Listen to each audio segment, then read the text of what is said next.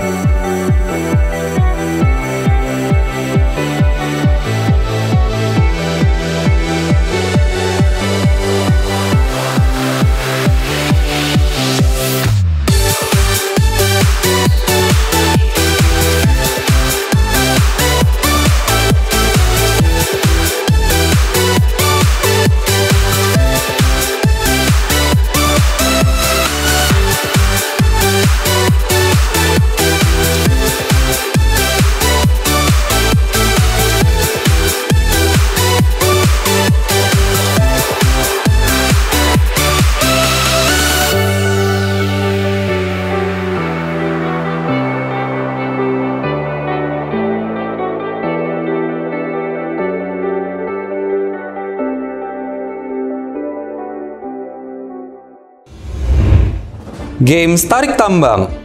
Juara ketiga, House of Sardes. Juara kedua, House of Pergamos. Juara pertama, House of Ephesus. Games menari balon. Juara ketiga, House of Laodicea. Juara kedua, House of Philadelphia. Juara pertama, House of Thyatira. Games makan kerupuk. Juara ketiga, House of Smyrna. Juara kedua, House of Sardes. Juara pertama, House of Ephesus. Games pipa air. Juara ketiga, House of Pergamos. Juara kedua, House of Laodicea. Juara pertama, House of Smyrna. Games balap bakiak.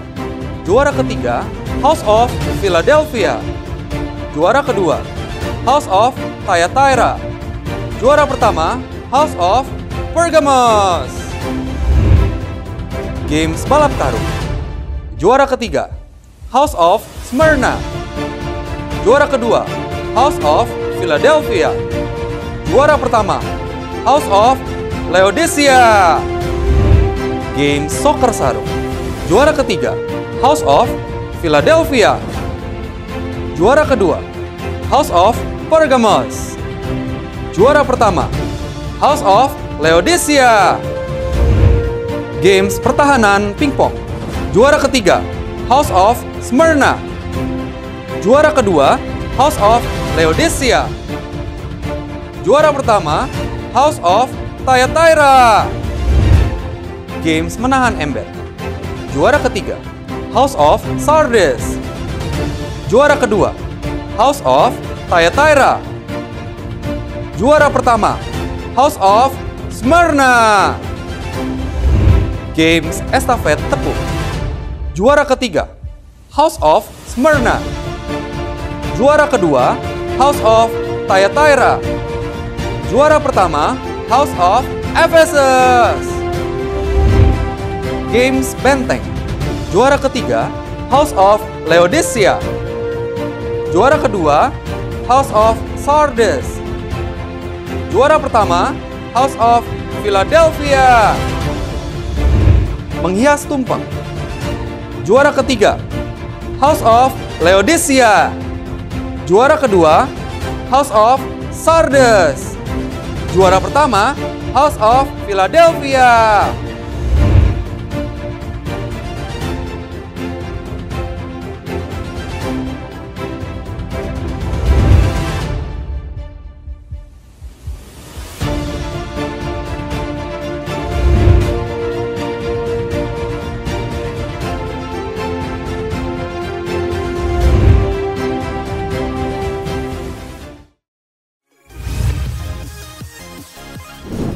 Bapak Ibu Guru dan para siswa yang dikasihi oleh Tuhan kita Yesus Kristus.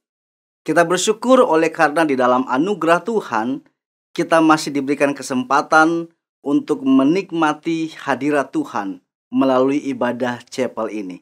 Oleh karena itu, mari kita menyerahkan seluruh kehidupan kita di dalam ibadah kepada Tuhan.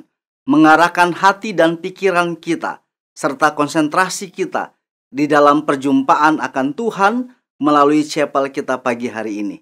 Oleh karena itu, mari kita berdoa untuk memulai ibadah chapel kita saat ini. Mari kita berdoa. Tuhan Allah Bapa di surga, Allah yang bertahta atas kehidupan kami sungguh bersyukur untuk setiap anugerah dan berkat-Mu yang berlimpah atas kami. Engkau bukan hanya hadir dalam kehidupan kami, tetapi juga Engkau memberikan kepada kami kesempatan untuk menikmati Engkau melalui ibadah-ibadah kami. Oleh karena itu ya Tuhan, kami berdoa menyerahkan ibadah chapel kami di hari ini, dari awal hingga akhirnya.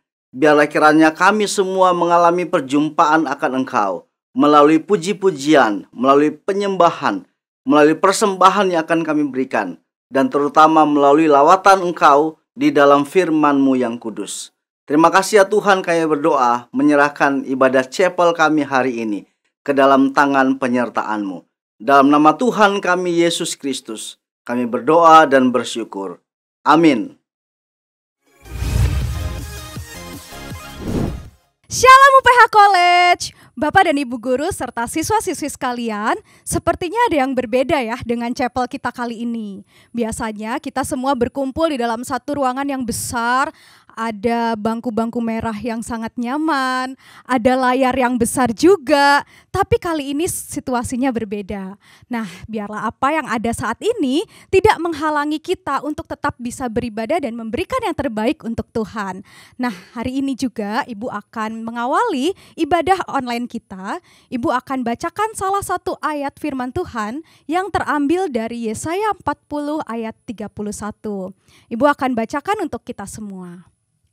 Tetapi orang-orang yang menanti-nantikan Tuhan mendapatkan kekuatan baru. Ia seumpama Raja Wali yang naik terbang dengan kekuatan sayapnya. Mereka berlari dan tidak menjadi lesu, mereka berjalan dan tidak menjadi lelah. Amin semuanya? Oke, dengan penuh semangat dan sukacita, Ibu undang kita semua untuk bisa berdiri dimanapun kalian berada. Di ruang kelas kalian masing-masing juga bisa. Kalian tetap bisa untuk berdiri. Ibu minta untuk Bapak dan Ibu Guru yang ada di ruang kelas juga bisa mengajak siswa-siswi untuk bisa berdiri. Kita mau mengangkat sebuah pujian yang menyerukan betapa baiknya Tuhan, di mana kita bisa mendapatkan kekuatan daripada Tuhan. Mari kita angkat pujian dengan penuh sukacita, bertepuk tangan, kita naikkan pujian, kusorakan haleluya.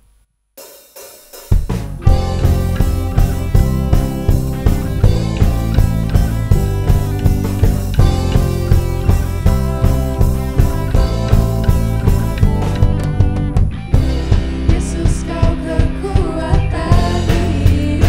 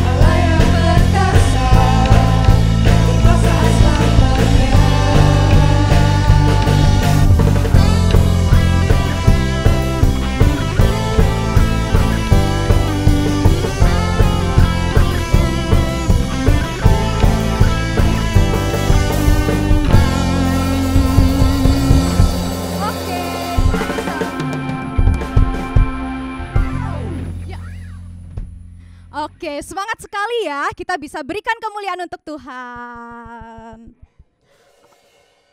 Oke, semuanya bisa duduk kembali. Kita perlu bersyukur kepada Tuhan karena tangannya selalu terbuka untuk setiap kita. Di dalam kondisi apapun kita, kapanpun kita, baik dalam kondisi lelah, baik dalam persoalan hidup kita bisa datang kepadanya kapanpun. Kita bisa dekat dengan Dia. Tuhan selalu menantikan kita untuk kita bisa datang kepadanya. Tapi maukah kita datang kepada Tuhan? Nah, oleh karena itu, kita akan mempersiapkan diri kita mau mendengarkan kebenaran firman Tuhan, dan kita akan naikkan sebuah pujian yang mengatakan dekat kepada Tuhan adalah kerinduan kita.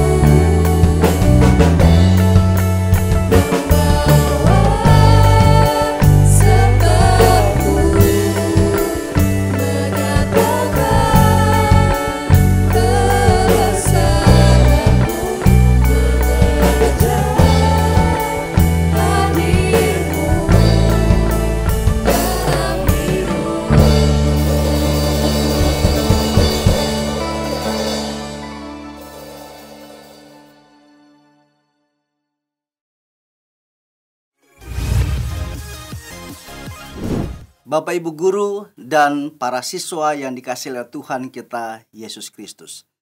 Kita akan mengarahkan hati dan pikiran kita untuk mendengarkan firman Tuhan. Kita memohon kiranya berkat Tuhan yang berlimpah hadir kepada kita melalui firman-Nya akan boleh menjadi bagian kita melalui ibadah kita di saat hari ini. Mari kita mempersiapkan hati pikiran kita. Kita arahkan konsentrasi kita kepada lawatan Tuhan melalui firman-Nya. Kita sama-sama mengambil waktu untuk berdoa. Mari kita berdoa. Ya Tuhan Allah yang bertakhta dalam kerajaan surga, kami sungguh bersyukur kepadamu ya Tuhan, akan cinta-Mu yang agung, yang Engkau hadirkan kepada setiap kami secara berlimpah. Kami sungguh bersyukur untuk lawatan kasih-Mu kepada masing-masing kami, sehingga Engkau terus-menerus tak henti-hentinya berbicara kepada kami, menyampaikan akan firman-Mu, menyingkapkan akan kehendak-Mu, dan mengarahkan kami untuk menjadi semakin hari semakin serupa dengan Kristus, Sang Firman yang sejati. Oleh karena itu ya Tuhan, kami berdoa menyerahkan saat ini, ketika firman-Mu akan diberitakan, ketika setiap kami akan mendengarkan dan merenungkan bagian dari firman Tuhan tersebut. Tolonglah kami ya Tuhan, sucikan, kuduskan kami, layakkan kami untuk mendengarkan suara-Mu.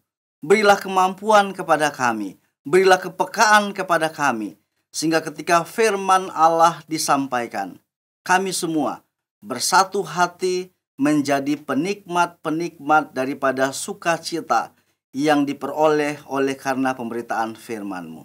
Berfirmanlah Engkau ya Tuhan, karena kami semua telah sedia untuk mendengarkannya.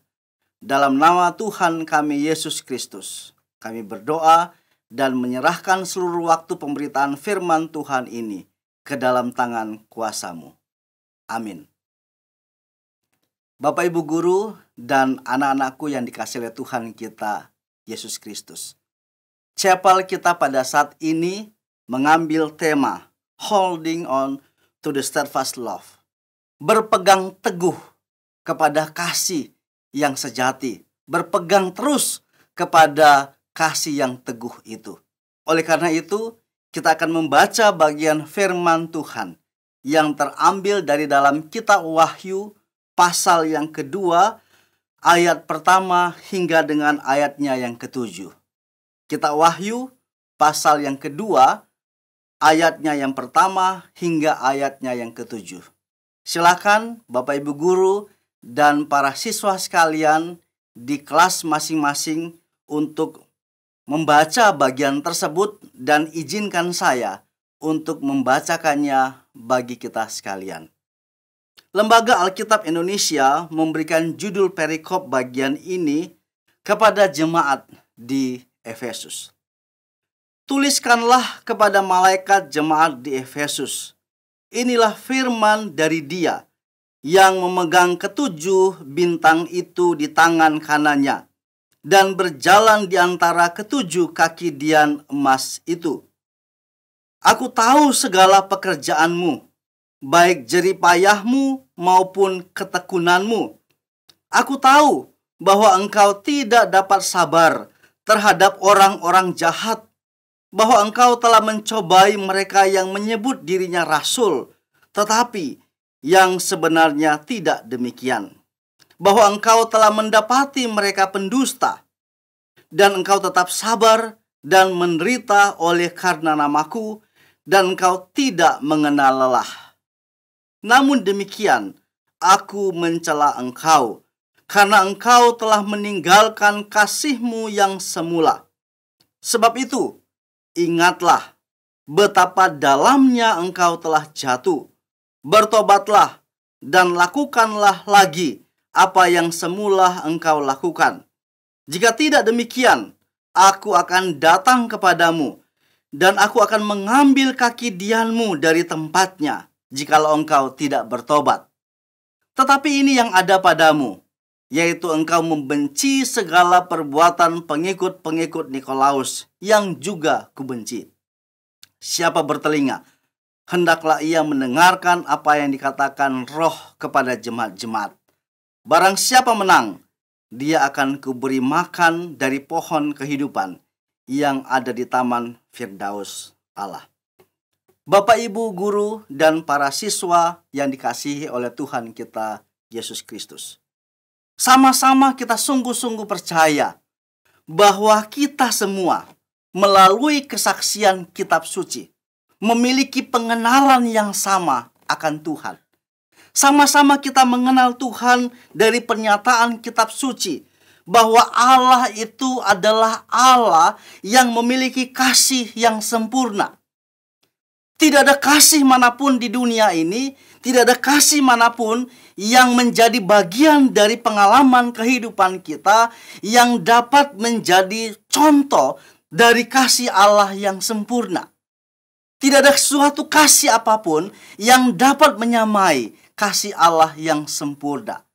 Kita sungguh-sungguh menyadari, kita sungguh-sungguh percaya dan mengenal bahwa Allah yang kita sembah itu adalah Allah yang mengasihi kita dan kasih-Nya kepada kita adalah kasih yang sempurna. Melalui kitab suci juga kita sama-sama tahu bahwa hanya Allah saja yang memiliki kasih yang kekal atas kita. Sebuah tindakan kasih yang tidak dapat dibatasi oleh jangkauan waktu ataupun durasi kronologis kehidupan manusia. Suatu jangkauan kasih Allah yang melampaui segala waktu, yang di dalamnya Allah menyatakan kepada kita bahwa hanya Dialah yang mempunyai kasih yang kekal. Di dalam kasih-Nya yang kekal itu, kita mendapati bahwa kasih Allah kepada kita tidak pernah berubah. Dunia boleh berubah, zaman boleh berubah, segala sesuatu terus-menerus mengalami perubahan. Hanya kasih Allah saja yang terus bernilai kekal kepada kita. Dan sama-sama kita juga tahu bahwa hanya di dalam kasih Allah kita mendapatkan anugerah iman. Sehingga tentunya ketika kita mau berbicara mengenai firman Tuhan hari ini dengan tema Holding on to the steadfast love, kita sama-sama tahu bahwa hanya kasih Allah yang harus kita pegang teguh. Hanya kasih Allah yang boleh menjadi landasan daripada kehidupan kita. Tidak ada kasih yang lain yang sama seperti kasih Allah yang Dia anugerahkan kepada kita. Kasih Allah itu sempurna, kasih Allah itu kekal, kasih Allah itu Dia nyatakan, Dia wujudkan kepada kita melalui hadirnya iman kepadanya. Bapak, Ibu, Guru, serta anak-anakku yang dikasihi oleh Tuhan kita Yesus Kristus. Seluruh bagian kitab suci menjadi sebuah pemberitaan kepada kita bahwa Allah itu adalah kasih adanya. Dan di dalam penyataan bahwa Allah itu adalah kasih adanya, Allah kemudian menjumpai kita di dalam kasih yang demikian, di dalam kasih yang sempurna, di dalam kasih yang kekal, di dalam kasih yang mempertautkan kita dengan dirinya oleh karena iman yang Dia anugerahkan. Kita sama-sama sungguh percaya bahwa kalau bukan oleh karena kasih Allah kepada kita, maka kita tidak akan pernah mengalami titik perjumpaan dengan Tuhan. Sehingga saat ini pun, ketika kita bersama-sama berdiri, sama-sama menikmati ibadah di hadapan Tuhan, menaikkan puji-pujian kita, menaikkan penyembahan kita kepada Allah, memberikan persembahan kita kepada Tuhan, membawa persembahan yang kita punya kepada Tuhan, dan kemudian kita mendengarkan firman Tuhan. Itu semua terjadi lantaran kasih Allah kepada kita. Kita sama-sama tahu bahwa sekalipun kita adalah pendosa di hadapan Allah, sekalipun kita tidak layak untuk menerima kasih Allah itu, sekalipun kita senantiasa memberontak terhadap kasih Allah itu, Allah tidak pernah berhenti untuk mengasihi kita. Kasih Allah itu sempurna, kasih Allah itu kekal, dan kasih Allah itu terus-menerus merangkul kita di dalam iman yang terus berpaut kepadanya. Bapak, Ibu, Guru, serta anak-anakku yang dikasihi oleh Tuhan kita Yesus Kristus. Apakah kasih Allah sudah berhenti hanya dengan definisi-definisi yang saya sampaikan tadi?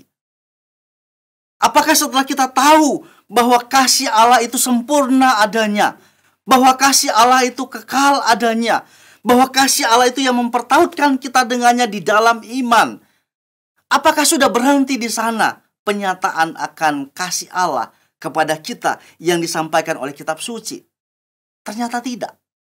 Bahwa faktanya di dalam pengalaman kehidupan kita, lantaran kasih Allah yang dianugerahkan kepada kita, maka atas dasar kasih itu, kita dibuka sebuah kesempatan yang begitu luas untuk kita nikmati berelasi dengan Allah.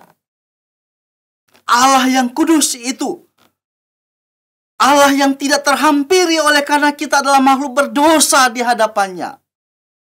Dengan kasih-Nya yang sempurna itu, dengan kasih-Nya yang kekal itu, dengan kasih-Nya yang merangkul kita, Allah itu memberi kesempatan kepada kita, membuka peluang kepada kita, memberikan jalan kita untuk masuk di dalam relasi dengan Tuhan.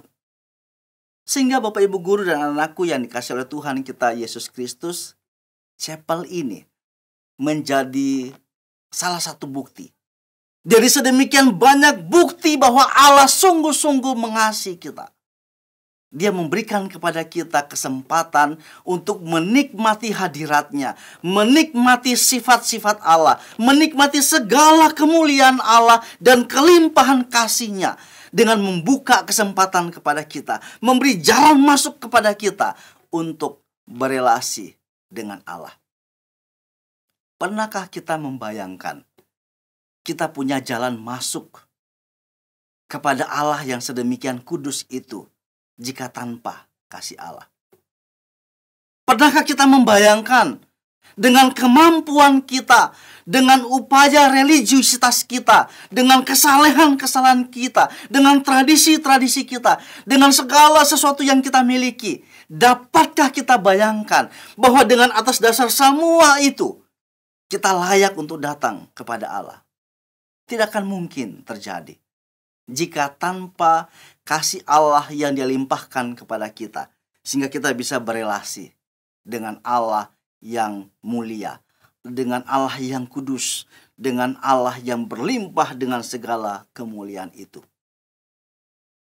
Bahkan kalau kita melihat dalam pengalaman hidup kita sehari-hari, betapa sulitnya kita punya akses untuk bertemu dengan pejabat-pejabat yang di atas kita. Tidak usah jauh-jauh sampai kepada level presiden. Bahkan mungkin level gubernur, level bupati dan seterusnya. Sulit bagi kita untuk punya akses yang mudah ke sana. Tetapi Allah yang berlimpah dengan kasih itu memberikan kepada kita kesempatan untuk bukan hanya berelasi dengan Dia, tetapi menikmati relasi itu. Itulah sebabnya kita bersyukur untuk kemerdekaan yang Allah berikan kepada kita. Kita sama-sama sudah menikmati perayaan kemerdekaan Republik Indonesia yang ke-77 tahun. Tetapi kita sama-sama percaya dan sungguh-sungguh menghayati bahwa kemerdekaan itu bukan hanya suatu keadaan di mana kita tidak dijajah secara teritorial.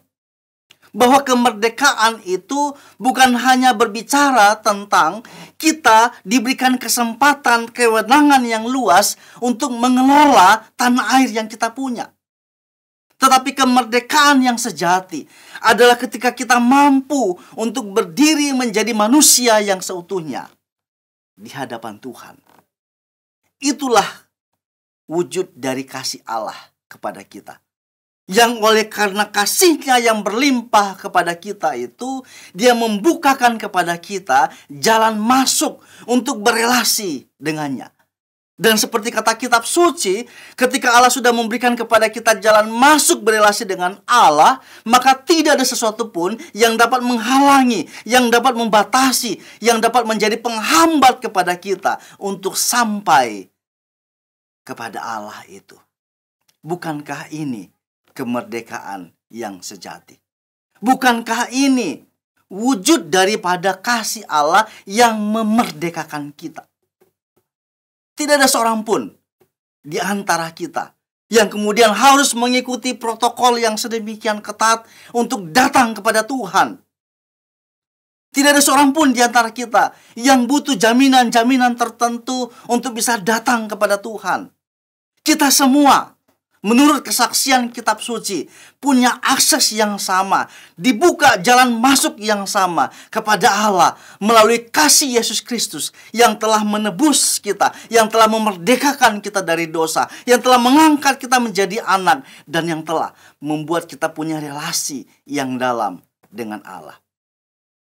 Bapak Ibu yang dikasih oleh Tuhan kita, Yesus Kristus, kemerdekaan adalah klimaks dari kasih Allah kepada kita. Kita merdeka untuk berrelasi dengan Allah.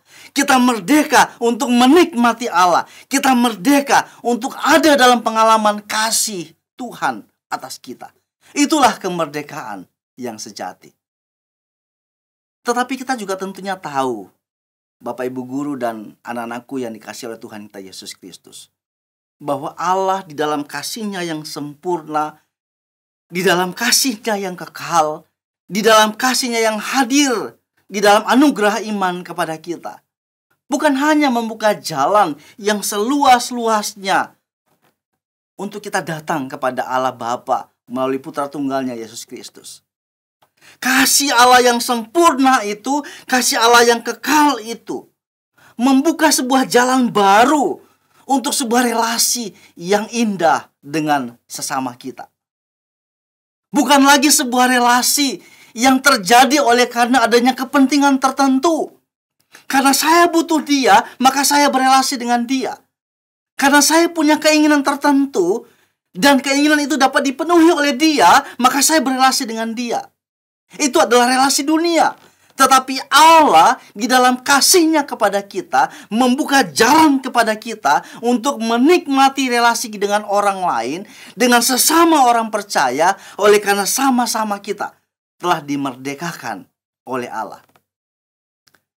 Di dalam kasih Allah itu, kita boleh menikmati kehadiran orang lain di dalam kehidupan kita. Lantaran kasih Allah yang kita nikmati juga dinikmati oleh orang lain. Lantaran berkat Allah yang Allah limpahkan kepada kita, yang Allah curahkan kepada kita, adalah berkat yang sama yang mempersekutukan kita dengan orang lain di dalam iman yang sama, di dalam baptisan yang sama, di dalam karunia yang sama-sama kita nikmati, yang sama-sama kita wujudkan dalam relasi yang indah satu dengan yang lain. Sehingga ketika saya berelasi dengan orang lain, yang ada dalam pikiran saya adalah bahwa kehadiran orang lain itu dipakai oleh Tuhan, dapat dipakai oleh Allah untuk menjadi saluran berkat-Nya kepada saya. Melalui relasi saya dengan orang lain, saya kemudian tahu bahwa Allah dapat juga memberikan penegurannya, memberikan nasihatnya, memberikan penyingkapan firman Allah dari orang lain kepada saya. Artinya, dimungkinkan sebuah relasi di mana di dalam relasi itu setiap orang percaya mengalami pertumbuhan ke arah Kristus sebagai kepala. Bapak Ibu guru yang dikasih oleh Tuhan kita Yesus Kristus, lihatlah bagaimana dunia berelasi satu dengan yang lain. Tidak bisa dipungkiri bahwa ketika orang dunia berelasi satu dengan yang lain, maka yang ada dalam pikirannya adalah bagaimana dia memanfaatkan orang lain untuk kepentingannya. Bagaimana dia memanfaatkan orang lain untuk pemuasan akan kebutuhannya. Bagaimana dia memanfaatkan orang lain untuk keuntungan bagi dirinya. Kenapa bisa terjadi demikian? Karena itulah natur dosa. Dosa senantiasa mengarahkan diri kita untuk mencapai, untuk memenuhi apa yang kita inginkan. Dan bisa jadi kita menggunakan orang lain menjadi cara untuk memuaskan hasrat dan ego kita. Lihatlah bagaimana peristiwa yang terjadi di Taman Eden. Sebelum Adam dan Hawa jatuh dalam dosa, dan setelah Adam dan Hawa jatuh dalam dosa. Sebelum mereka jatuh dalam dosa, Adam yang kemudian disadarkan dari tidurnya yang disengajakan oleh Allah, ketika dia melihat ada seseorang yang lain Dia berkata, inilah dia, seseorang yang Allah berikan kepadaku. Inilah dia, daging dari dagingku, tulang dari tulangku. Inilah dia yang Allah berikan menjadi bagian dari diriku. Inilah dia yang Allah berikan untuk menjadi pelengkap bagiku. Inilah dia yang Allah berikan, yang melaluinya saya mengalami kepenuhan di dalam kasih Allah yang berlimpah. Itu yang disampaikan oleh Adam ketika dia belum jatuh dalam dosa bersama-sama dengan Hawa. Dan apa yang terjadi setelah mereka jatuh dalam dosa? Baru saja mereka mendengarkan suara langkah kaki Allah yang sedang berjalan-jalan di taman itu. Muncul ketakutan dalam diri mereka. Dan akhirnya yang terjadi adalah mulai saling menuduh. Ini karena kamu. Coba karena kamu tidak mengajak untuk makan buah pohon yang terlarang itu. Loh, ini juga karena kamu. Kenapa kamu nggak tegur saya? Dan seterusnya dan seterusnya. Manusia menggunakan relasi dengan sesama yang lain untuk pemuasan kebutuhan dirinya. Bahkan tidak jarang manusia menggunakan orang lain menjadi cara untuk mendapatkan kenikmatan kedagingannya.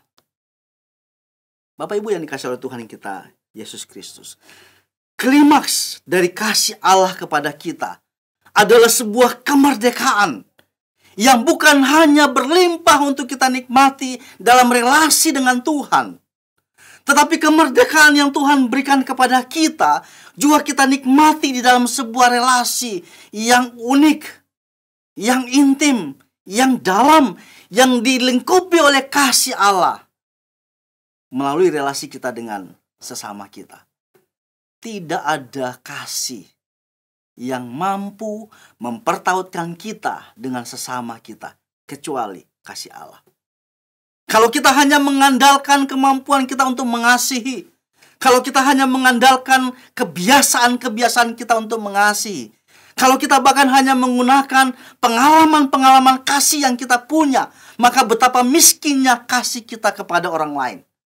Tetapi karena kita mengasihi orang lain berdasarkan kasih Allah yang sudah kita alami, kita mengasihi orang lain berdasarkan berlimpahnya kasih Allah yang sudah kita nikmati, maka lihatlah, kasih yang terjadi itu adalah kasih yang dipenuhi dengan nikmat dari Allah. Tidak ada kasih yang lebih sempurna selain daripada kasih orang lain setelah kita menjumpai diri kita mengasihi Allah. Yang jelas kita perlu memahami bahwa ketika kita mengasihi Allah dan kita mengabaikan kasih kepada orang lain, maka itu berarti jangan-jangan kita sedang salah mengasihi Allah. Pada saat yang bersamaan, ketika kita mencoba mengasihi orang lain dengan mengabaikan kasih kepada Allah, maka jangan-jangan kasih kita itu adalah kamuflase. Kasih kita itu adalah kasih di dalam kepalsuan. Bapak Ibu yang dikasihi oleh Tuhan kita Yesus Kristus, apakah berhenti sampai di sana kemerdekaan yang Allah berikan kepada kita? Tidak.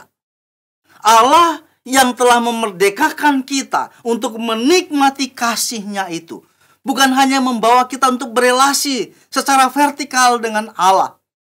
Allah yang telah memerdekakan kita bukan hanya membawa kita dalam relasi yang horizontal dengan sesama kita. Tetapi Allah yang telah memerdekakan kita itu adalah Allah yang memberikan kemampuan kepada kita, memberikan sebuah anugerah kepada kita, memberikan sebuah privilege kepada kita, hak istimewa untuk berkarya demi kemuliaan Allah dan demi kemaslahatan bersama umat manusia. Intinya, Allah di dalam kemerdekaannya itu, yang hadir dalam kasih-Nya yang sempurna dan kekal itu, menolong kita untuk berkarya.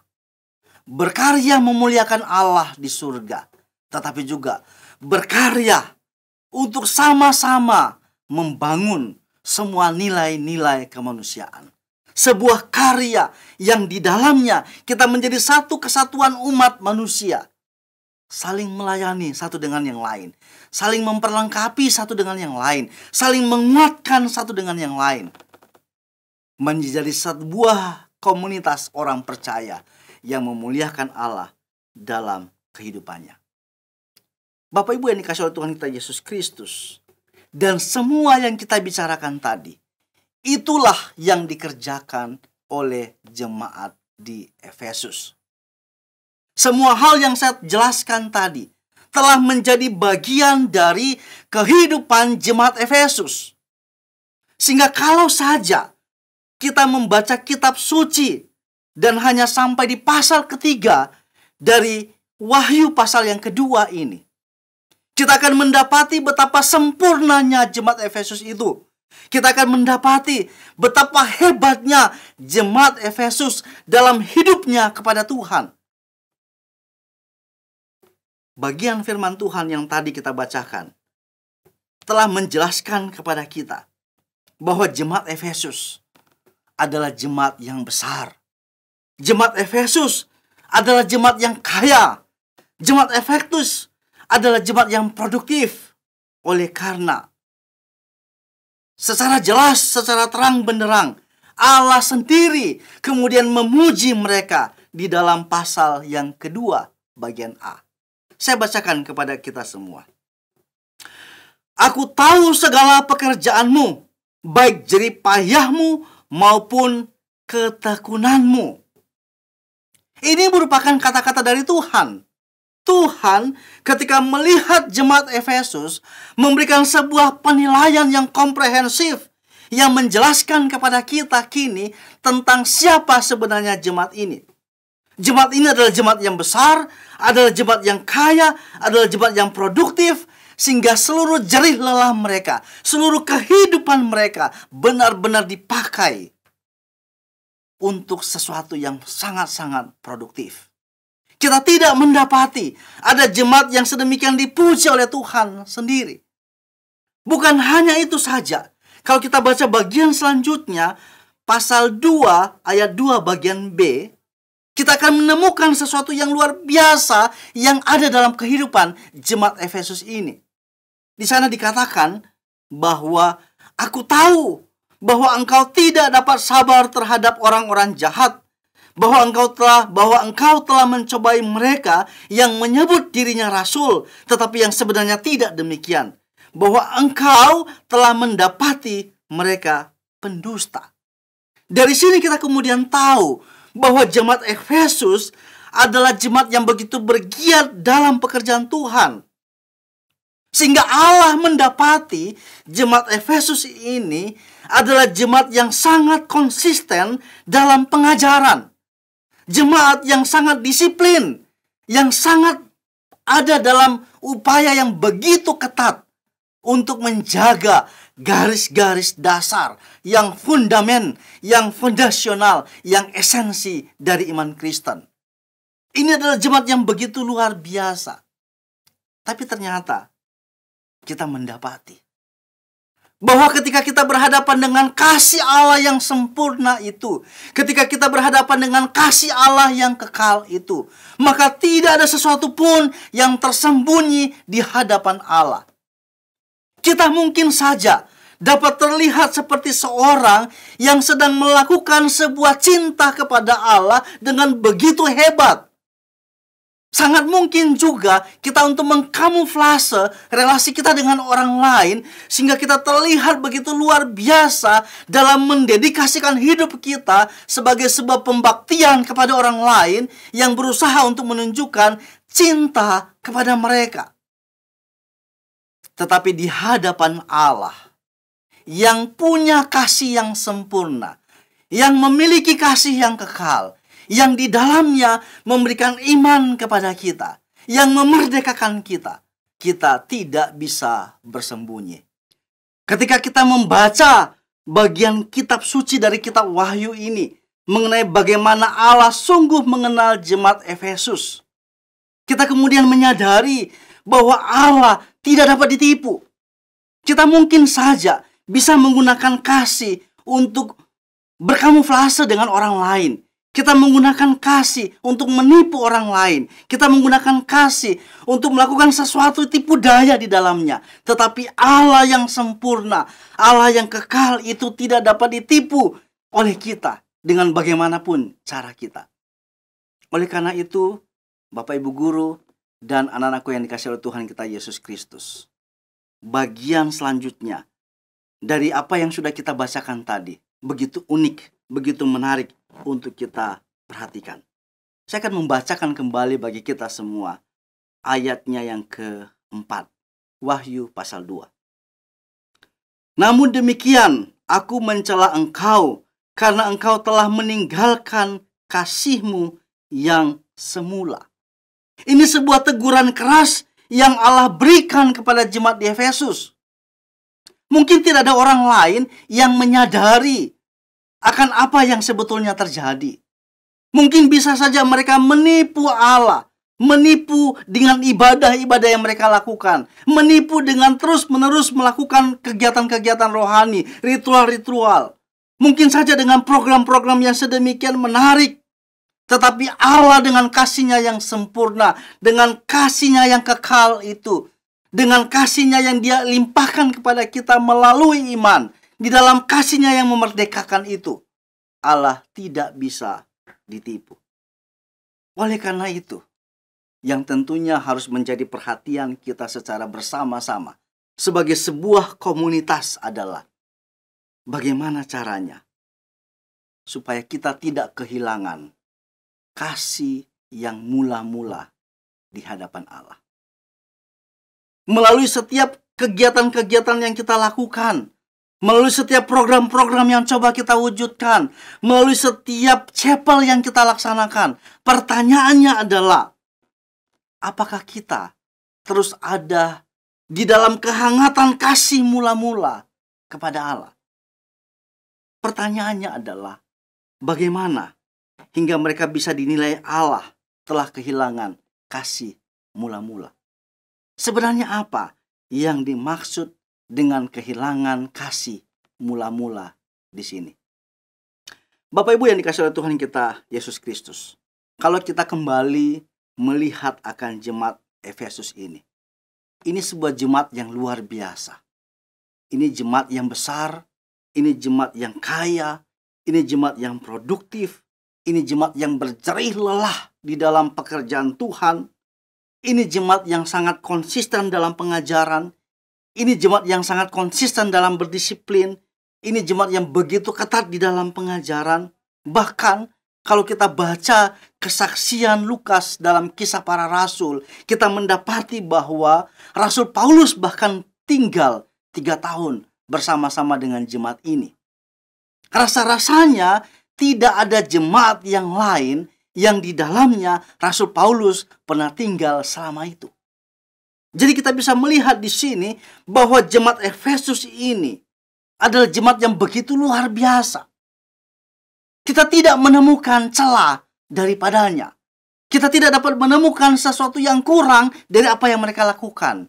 Tetapi justru karena Allah menyingkapkannya kepada kita di dalam kitab suci, kita perlu mengawasi diri kita. Bahwa ternyata jemaat yang sebesar, sehebat, seproduktif jemaat Efesus pun bisa kehilangan kasih mula-mula mereka di hadapan Tuhan. Ini menjadi sebuah tanda awas bagi kita. Menjadi sebuah warning bagi kita. Supaya kita jangan melakukan hal yang sama. Mari kita menjadi penerima dari berlimpahnya kasih Allah itu dan tidak kehilangan kasih Allah itu kepada kita. Kita terus bergiat dalam relasi dengan Tuhan dengan hidup dalam kasih yang mula-mula yang kita miliki di hadapan Tuhan. Kita terus berelasi dengan sesama kita dengan tujuan, dengan motivasi, dengan segala sesuatu yang kita lakukan, dengan terus ada dalam kehangatan kasih mula-mula seperti kepada Tuhan. Ketika kita melayani Tuhan di dalam setiap kesempatan-kesempatan yang kita miliki, sebagai bagian apapun di dalam komunitas UPH College, kita terus menyadari dengan bergiat diri bahwa kita melakukannya di dalam kehangatan kasih mula-mula kepada Allah. Pertanyaannya bagi kita adalah, Seperti apa kehilangan kasih mula-mula itu? Bapak Ibu yang dikasihi oleh Tuhan kita Yesus Kristus, ada beberapa hal yang coba saya pikirkan dan saya ingin sharekan kepada kita semua mengenai apa itu kehilangan kasih mula-mula. Yang pertama, kehilangan kasih mula-mula itu adalah kondisi di mana kita mengira kita bisa menakar kasih Allah yang sempurna dan kekal serta ajaib itu. Itulah kehilangan kasih mula-mula. Kita menempatkan diri sebagai seorang yang sudah paling tahu, yang paling mengerti, yang paling berpengalaman akan kasih Allah itu. Sehingga kemudian kita merasa bahwa sempurnanya kasih Allah, kekalnya kasih Allah, berlimpahnya kasih Allah, itu semua dapat kita pahami di dalam pikiran dan perasaan kita. Ketika kita sampai pada kondisi itu, maka kita akan kehilangan hangatnya kasih mula-mula kita kepada Tuhan. Karena kita akan mengembangkan dalam diri kita suatu pikiran, suatu perasaan bahwa kita mampu untuk mengerti, kita mampu untuk menakar, kita mampu untuk menilai kasih Allah itu. Dan ketika kita melakukannya, maka yang terjadi adalah kita akan mencoba membandingkan kasih Allah itu dengan apa yang kita lakukan. Dan kita merasa sebagai orang yang sudah mampu untuk melakukannya dengan berdiri di atas kaki kita sendiri, tanpa bergantung lagi kepada Tuhan. Kehilangan kasih Allah, kasih mula-mula itu adalah ketika kita berpikir kita mampu memahami sempurnanya kasih Allah. Bapak Ibu yang dikasihi oleh Tuhan kita Yesus Kristus. Selanjutnya yang saya coba pikirkan, apa yang dimaksud dengan kehilangan kasih yang mula-mula itu? Yang kedua adalah ketika kita kemudian menggeser kasih Allah yang sempurna, yang kekal dan ajaib itu, menggantikannya dengan sebuah pengalaman, dengan suatu tindakan, dengan usaha untuk melakukan kasih secara pemahaman, pengertian kita sendiri. Kita jadi orang yang merasa bahwa dengan kemampuan saya cukup untuk mengasihi orang lain. Saya mampu untuk mengasihi orang lain tanpa lagi melibatkan kasih Allah yang sempurna itu. Kita merasa diri kita cukup. Kita merasa diri kita mampu untuk mengasihi orang lain tanpa perlu untuk melibatkan Allah di dalamnya. Kita menggeser kasih Allah yang sempurna itu ke samping. Kita mengesampingkan akan kasih Allah yang kekal itu. Dan kita maju ke depan, mengambil posisi di depan. Dan merasa saya bisa melakukannya. Saya mampu untuk melakukannya. Saya sudah cukup berpengalaman. Saya sudah cukup berpengetahuan. Saya cukup untuk tahu apa yang terbaik dalam mengerjakan kasih itu. Bapak Ibu guru dan para siswa yang dikasihi oleh Tuhan kita Yesus Kristus. Kehilangan kasih Allah, kasih yang mula-mula kepada Allah terjadi ketika kita tidak menjadikan kasih Allah sebagai kebutuhan utama dan ultimate kita. Kehilangan kasih mula-mula sangat mungkin terjadi ketika kita merasa bahwa kita cukup mampu untuk mengasihi tanpa belajar untuk menghadirkan kasih Allah di dalamnya. Itulah momen di mana kita kehilangan kasih mula-mula itu. Jadi Bapak Ibu yang dikasihi oleh Tuhan kita Yesus Kristus serta seluruh anak-anakku, yang tentunya hidupmu dipelihara di dalam cinta kasih Allah. Seperti apa kehilangan kasih mula-mula itu? Yang pertama, kondisi ketika kita merasa kita mampu untuk menakar dan mengukur kasih Allah. Seperti apa kehilangan kasih mula-mula itu? Yaitu ketika kita menggeser relasi yang bergantung total kepada kasih Allah menjadi berdasarkan insting kita, berdasarkan pengalaman kita, berdasarkan pemahaman kita dan pengertian kita. Kehilangan kasih mula-mula terjadi ketika kita tidak lagi menjadikan Allah, kasih Allah sebagai kebutuhan utama dan ultimate dalam kehidupan kita. Itulah kehilangan kasih mula-mula. Oleh karena itu firman Tuhan kepada kita hari ini sungguh jelas bunyinya.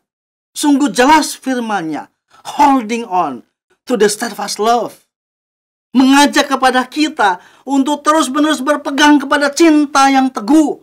Untuk terus-menerus mengandalkan cinta Tuhan atas kita.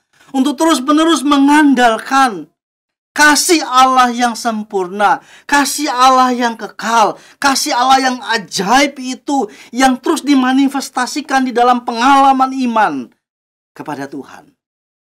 Itulah wujud, itulah pesan utama dari firman Tuhan kepada kita di sepanjang hari ini. Tentu saja pertanyaan besarnya bagi kita sekarang adalah, apa yang harus kita lakukan untuk dapat terus berpegang kepada cinta yang teguh itu?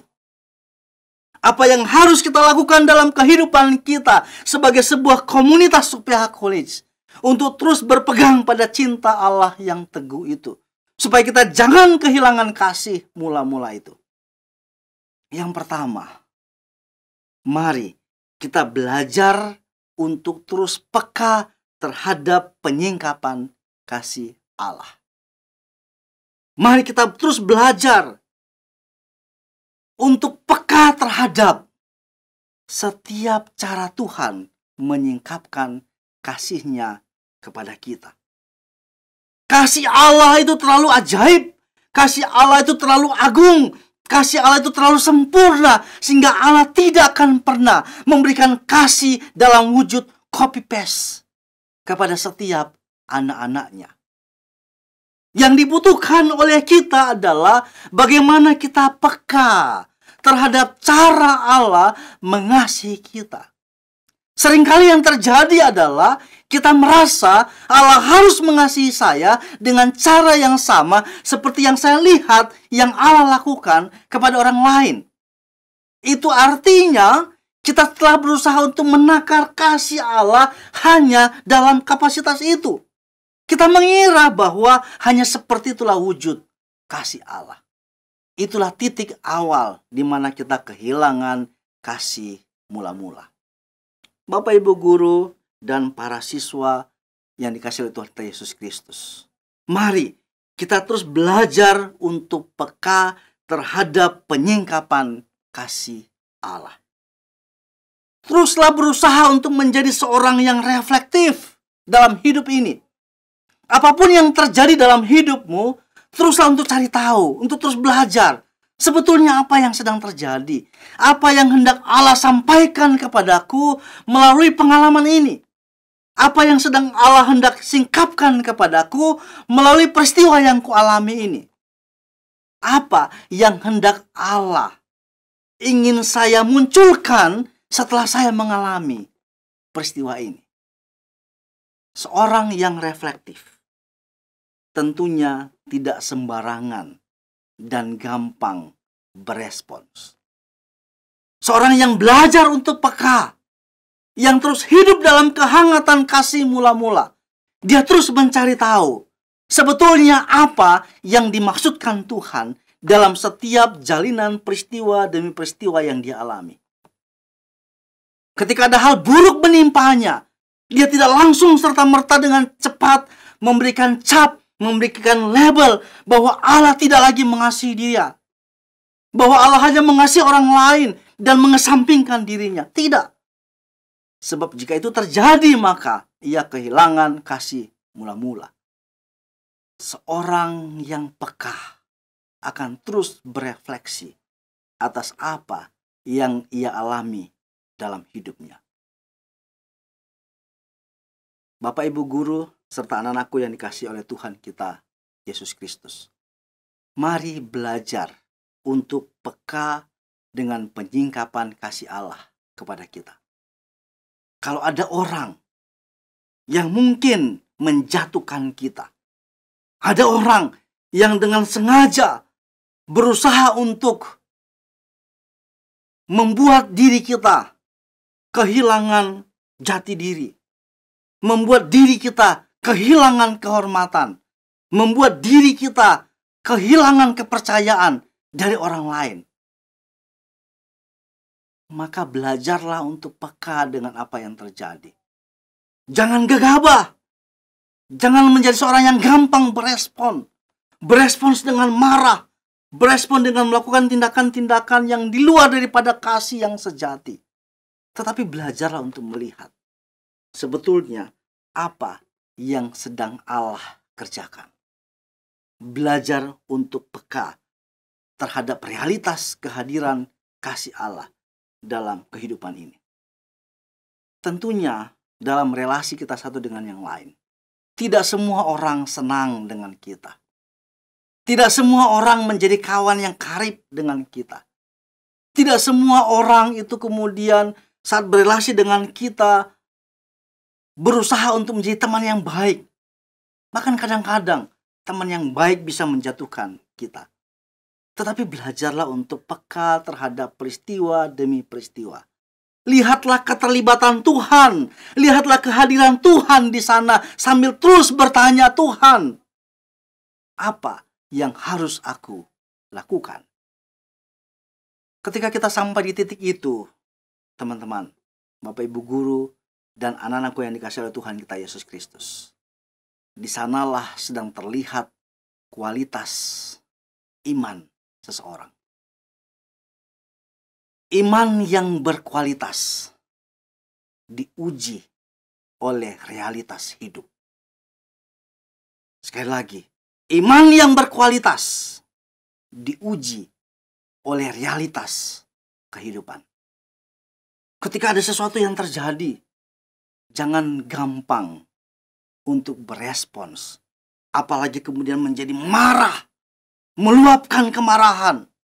Ini ada orang yang sengaja sedang menjatuhkan saya. Justru tanya kepada Tuhan, sebenarnya apa yang sedang Tuhan ingin singkapkan? Belajar untuk peka terhadap penyingkapan kasih Allah. Yang kedua, mari kita berupaya untuk selalu terbuka dan siap dengan kejutan kasih Allah.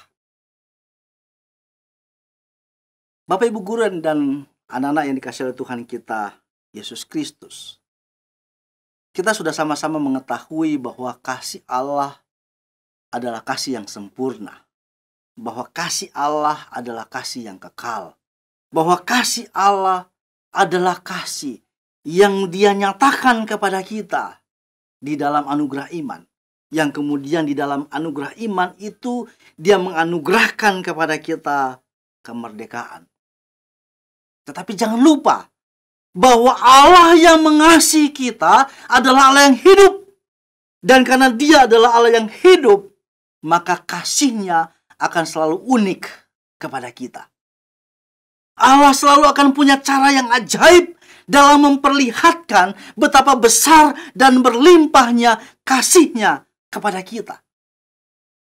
Allah tidak mungkin mengulang-ulang tindakan kasih-Nya kepada kita.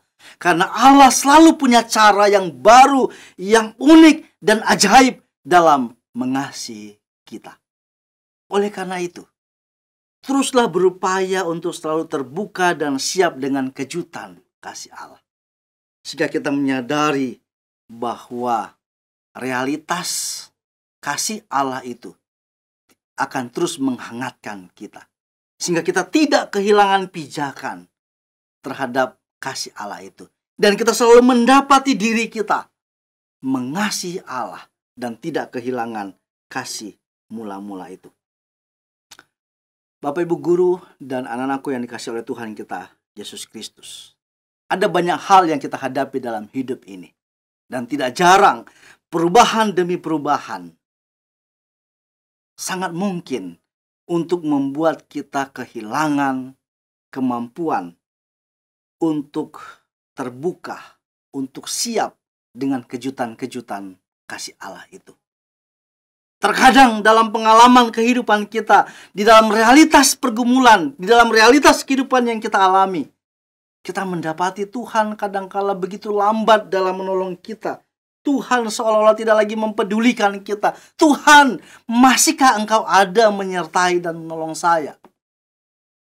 Ketika kita sampai pada titik itu, maka itulah awal dari kehilangan kasih mula-mula itu. Tetapi sebagai orang yang sudah percaya kepada Tuhan, yang sudah dimerdekakan oleh Allah, mari belajar untuk terus bersikap terbuka dan siap sedia dengan kejutan kasih Allah yang hendak Dia nyatakan kepada kita. Yang ketiga, saya mengajak kita semua untuk terus beriman kepada Allah dalam keunikan kasih-Nya kepada kita. Lihatlah bahwa Allah yang sempurna itu, Allah yang kekal itu, Allah yang punya kasih yang berlimpah kepada kita, yang memerdekakan kita, adalah Allah yang memandang kita dalam keberhargaan. Dan oleh karena Allah melihat kita sebagai pribadi yang berharga, maka Allah tidak pernah menyamakan kita dengan orang lain. Karena orang lain punya keberhargaannya sendiri di hadapan Tuhan. Dan oleh karena itu, mari terus beriman kepadanya di dalam keunikan kasih-Nya kepada kita. Teruslah belajar untuk mengalami Allah. Sekalipun pengalaman hidupmu mungkin tidak semenarik hidup orang lain. Kadangkala kita merasa bahwa, oh iya ya, orang itu kok punya pengalaman seperti ini. Dia punya pengalaman mujizat Tuhan. Dia punya pengalaman yang begitu spektakuler untuk diceritakan. Begitu bombastis untuk diceritakan. Saya apa? Saya hanyalah partikel debu dalam dunia, dalam semesta ini. Tidak. Allah tidak pernah melihat kita dengan cara demikian. Allah selalu melihat kita di dalam keunikan, di dalam keberhargaan yang tidak pernah sama dengan keunikan dan keberhargaan orang lain. Oleh karena itu, anak-anakku yang dikasihi oleh Tuhan kita, Yesus Kristus, mari terus beriman kepada Allah di dalam keunikan kasih-Nya. Kiranya firman Tuhan ini memampukan kita untuk memahami seperti apa kasih Allah yang sempurna itu. Dan bagaimana kita hidup dan tidak kehilangan kasih mula-mula kepada Allah. Kepada setiap anak-anakku, para siswa UPH College, di setiap kelas-kelas yang kalian ada sekarang, bersama-sama dengan para AA. Mari kita merenungkan firman Tuhan ini. Mari kita lebih dalam lagi memikirkan akan firman Tuhan yang telah kita terima saat ini. Saya memberikan kesempatan kepada setiap kelas dengan dipandu oleh para AA untuk masuk dalam kelompok-kelompok kecil, 5 atau 6 orang. Untuk sama-sama kita menggumuli pertanyaan-pertanyaan berikut ini. Agar firman Tuhan ini sungguh-sungguh menjadi bagian dari pengalaman kehidupan kita. Dan kita tidak kehilangan kasih mula-mula kita kepada Allah. Silakan dengan dibantu panduan dari setiap AA untuk membagi setiap kelompok, satu kelompok 5 atau 6 orang untuk merenungkan pertanyaan-pertanyaan ini. Ada 3 pertanyaan untuk kalian renungkan bersama-sama. Yang pertama, apa yang harus kamu lakukan jika kamu mendapati ada temanmu yang hidupnya jauh dari kasih Allah? Yang kedua, apa yang harus kamu lakukan jika ada temanmu yang mulai meninggalkan kesempatan bersekutu dengan Allah? Dan yang ketiga, apa yang akan kamu lakukan jika ternyata kamu sendirilah yang hidup jauh dari Tuhan dan telah meninggalkan persekutuan dengan Tuhan. Silahkan bersama-sama di dalam kelompok untuk memikirkan, mendiskusikan, dan menggumuli pertanyaan-pertanyaan ini. Saya akan mengakhiri firman Tuhan ini di dalam doa. Untuk selanjutnya, silahkan gunakan waktu yang ada bersama-sama dengan AA di dalam kelompok masing-masing untuk memikirkan, untuk mendiskusikan, dan menggumuli 3 pertanyaan ini. Semoga dengan 3 pertanyaan ini, kita menjadi semakin tertantang dan memahami bagaimana kita harus hidup di hadapan Allah yang penuh dengan kasih itu, dengan tidak kehilangan kasih mula-mula kepadanya. Mari kita berdoa. Bapa di surga, kami bersyukur kepadamu untuk kasih-Mu yang berlimpah tercurah kepada kami. Kami bersyukur bahwa Engkau terus-menerus melawat dan menjumpai kami di dalam kasih-Mu yang kekal. Oleh karena itu ya Tuhan, kiranya lawatan firman-Mu yang telah kami terima di saat ini akan sungguh-sungguh menolong kami hidup di dalam realitas kasih yang telah memerdekakan kami untuk berelasi dengan Engkau, untuk berelasi dengan sesama, dan untuk melayani seluruh dunia ini.